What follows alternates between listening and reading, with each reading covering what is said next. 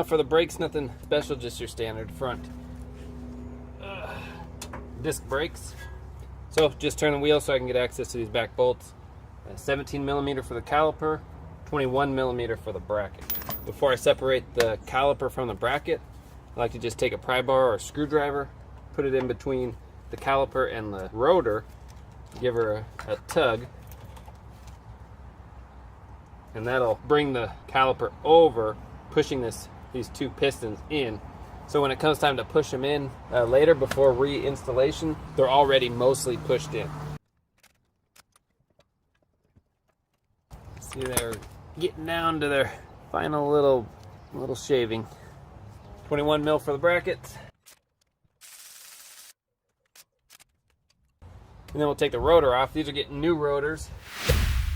Sometimes they stick on there, so if you need, you just beat it off. We want to clean off our hub surface really well. Get any rust and stuff like that off of it. These look really good. Spray them with some cleaner. Now on the caliper bracket, we'll take our hardware off. And then we'll want to clean up these little channels where the hardware sits in. Just make sure there's no crusties in there. And then we'll take our slide pins out one at a time. Sometimes there is a top and a bottom that need to go back in the right hole. But we'll take these, wipe them off, and we'll put new caliper grease on it. And just make sure it's a grease appropriate for caliper slide pins. Petroleum-based grease is not suitable. It'll seize, and so your caliper will seize because the slide pins can't move, like this one is seized. So I can't hardly turn it.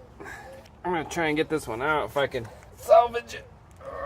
If not, if I can't get this out, then I'll have to get a new caliper bracket. All right, so I cannot get this slide pin out. So this one, you see how it moves back and forth, in and out, pretty easy.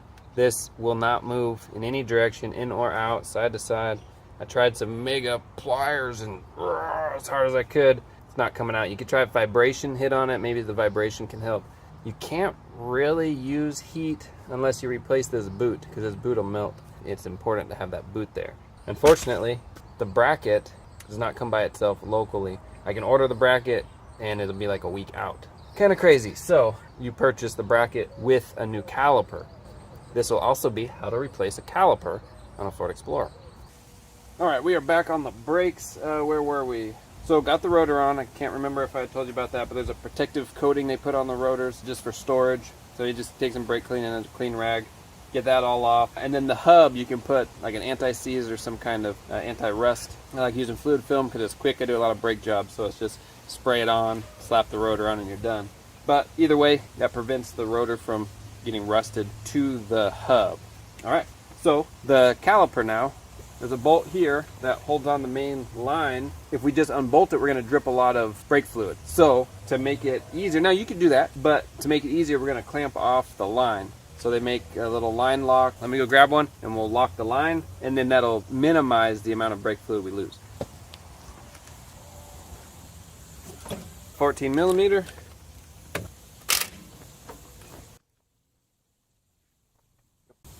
You'll see hardly anything drips out of it. So this banjo bolt will have two copper washers that we'll want to pull off, and those will get replaced.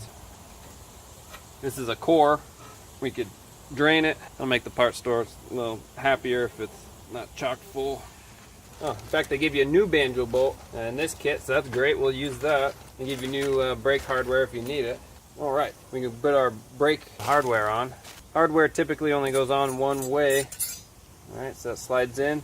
So now our bracket is good to go. The caliper bracket bolts did have anti-seize on them.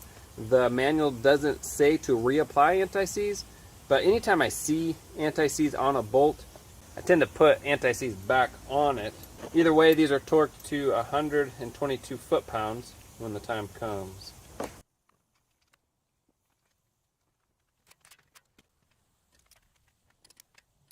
Now always mark them once they're torqued in case they get sidetracked. I don't have to guess if I've done it already or not. Alright, so now the caliper, we'll take this little thing out of the way. We'll insert this plug into the old one so that fluid doesn't get all over our parts, guys. Got to treat them right. Got our banjo bolt ready and our 2 copper washers. One will go on ahead of time and the other will hold off for now. First we'll put our brake pads on, and then I'll put the caliper on, bolt it up, and then we'll put our line on. So these are ambidextrous. It doesn't matter which one goes inside, which one goes outside. Now we can put our caliper on.